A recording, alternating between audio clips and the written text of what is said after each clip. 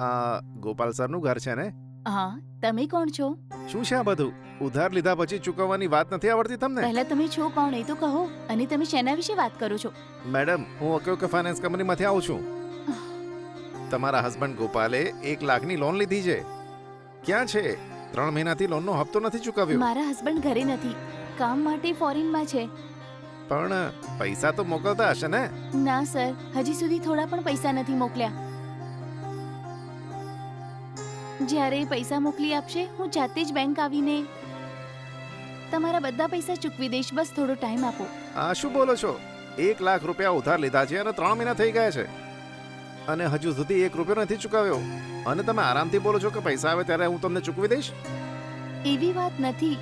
મારા હસબન્ડને થોડા દિવસોમાં જ એમનું પેમેન્ટ મળી જશે. પેમેન્ટ મળતા જ તમારા પૈસા ચૂકવી દઈશું. આહા, ત્યાં સુધી રાહ નથી જોઈ શકતા મેડમ. અમને જોઈને શું લાગે છે તમને? આખી રકમ આજે ચૂકવવી પડશે. પૈસા આપશો પછી જ હું અહીંયાથી જઈશ. જુઓ, આવું ન કહો. આ મામલામાં હું કંઈ ન કરી શકું. અચાનક આટલી મોટી રકમ માંગશો તો હું ક્યાંથી લાવીને આપીશ? અરે 100 વાર કીધું તો પણ તમને ખબર ના પડી? પૂરા 3 મહિના વેઇટ કરી, એક પણ ઈએમઆઈ નથી આપી તેમણે, એટલે હું ઘરે આવે છું. વાત સાંભળો, ભલે ગમે તે થાય, હું અહીંયાથી જવાનો નથી. તમે જ્યારે પૈસા આપશો પછી જ હું અહીંયાથી જઈશ. આ શું હરકત છે? આવી રીતે ઘરમાં આવીને બેસવાથી પડોશીઓ મારા વિશે શું વિચારશે? જુઓ, મને મારા પૈસા જોઈએ મેડમ. લોકો શું વિચારે છે મને એની ચિંતા નથી. આજે પૂરી રકમ ઉઘરાવવાની કીધી છે મેનેજરે મને. હા સારું, અત્યાર સુધી કેટલા હપ્તા બાકી છે કહો મને. 3 મહિનાનો હપ્તો 30,000 રૂપિયા અને પેનલ્ટી સાથે પૂરા 35,000 રૂપિયા છે. કમસે કમ 30,000 રૂપિયા ભરો, એ જ તમારા માટે કાફી છે. ઓહો, હવે હું શું કરીશ? આ શું બોલો છો? પહેલા પૈસા નીકાળો. જુઓ મેડમ, ઈમાનદારીથી પૈસા આપી દો મને, નહીં તો હું અહીંયા જ રહીશ. દયા કરીને જરા મારી વાત તો સાંભળો સર. ખરાબ ન માનો તો અત્યારે તમે અહીંથી જાઓ. હું મારા પતિને કહીને ગમે તે રીતે તમારો કર્જો ચૂકવવાની કોશિશ કરીશ. આ શું, મારા ગયા પછી તમે તમારા પતિ સાથે વાત કરશો? કે મારી હાજરીમાં તમે વાત નથી કરી શકતા કે? એમને ફોન કરીને કહો કે કલેક્શન એજન્ટ આવ્યો છે અહીંયા ઘરે અને પૈસા મોકલવા કહો. હા ઠીક છે, તમે અહીં જ રહો. હું બસ 2 મિનિટમાં આવી. હા.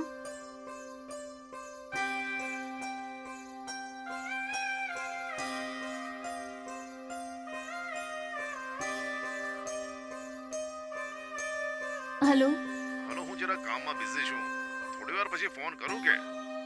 ઠીક છે. પરંતુ ઘરમાં ફાઇનાન્સ કંપનીવાળા આવ્યા છે. શેના માટે? લોન અમાઉન્ટના હપ્તા માટે. ઓ, એવું છે? તે ક્યાં છે? એ અત્યારે અહીંયા જ છે. જ્યાં સુધી પૈસા નહીં મળે ત્યાં સુધી અહીંથી નહીં જાય એવું કહે છે. અરે સાંભળ, કઈ ને કઈ કહીને તું એમને ત્યાંથી મોકલી દે ને. અત્યારે હું વાત નથી કરી શકતો. અત્યારે બહુ જ બિઝી છું અહીંયા. જો મેનેજરે મને ફોન પર જોયો ને તો બૂમ પાડશે. એટલે લંચ ટાઈમ થાય પછી હું તને ફોન કરું છું. ગમે તે રીતે એને મોકલી દે. બાય.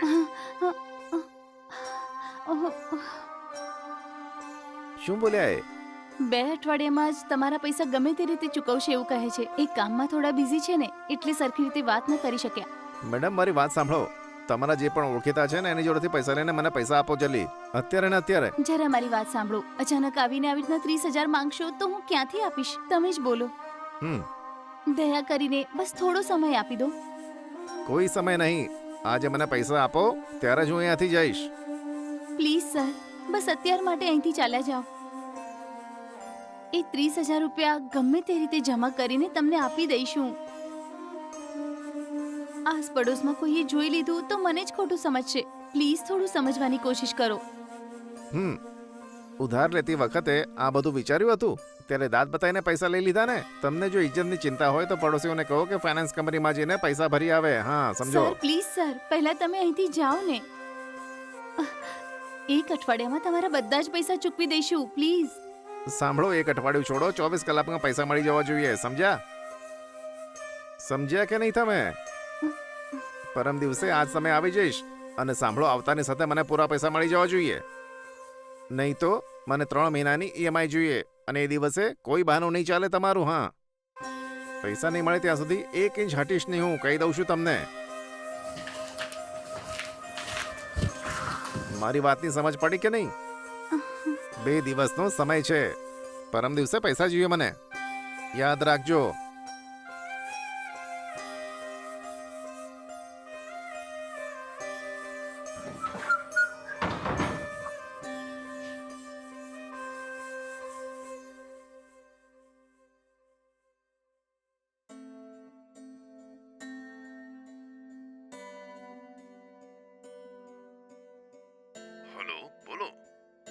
શું બોલું?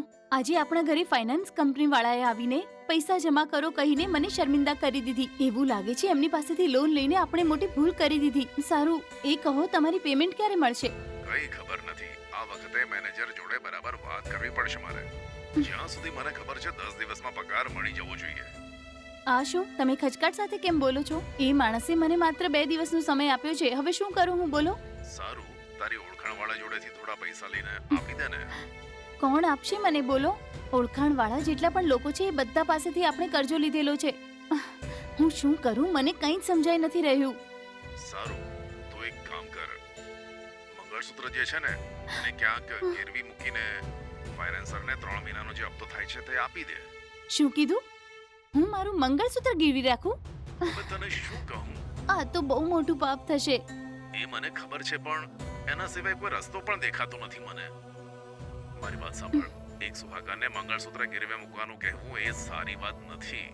એના દિલને કેટલું દુઃખ થશે મને ખબર છે, પણ એના સિવાય કોઈ ઉપાય પણ નથી. જો હું ત્યાં તારી પાસે હોત ને તો ગમે તે રીતે પૈસાની વ્યવસ્થા કરીને એને હું પૈસા આપી દેત. ત્યાં તું એકલી છે એટલે તારી ભલાઈ માટે કહું છું, ઘરેણા ગીરવે મૂકીને પૈસા આપી દે. પગાર થતા છોડાવી લઈશું આપણે. હા ઠીક છે. સારું.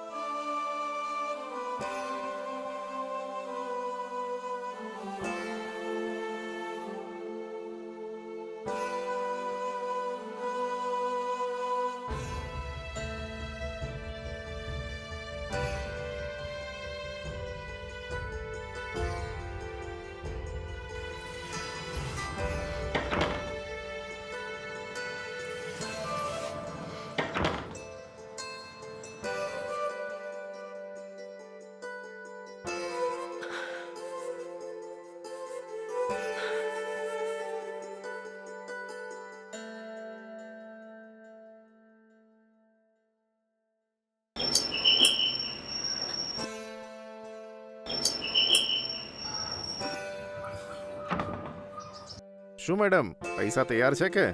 હા, આ લો.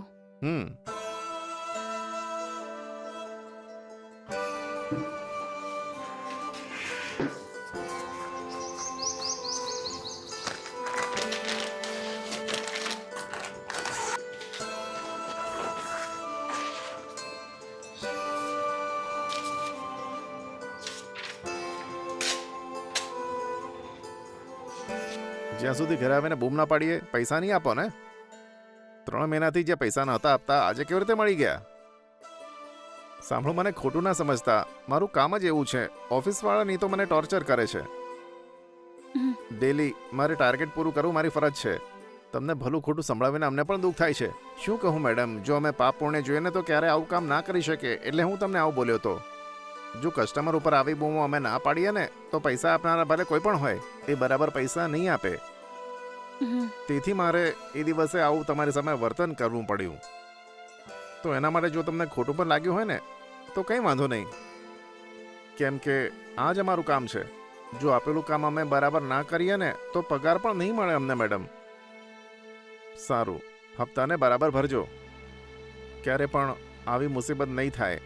હવે હું નીકળું છું.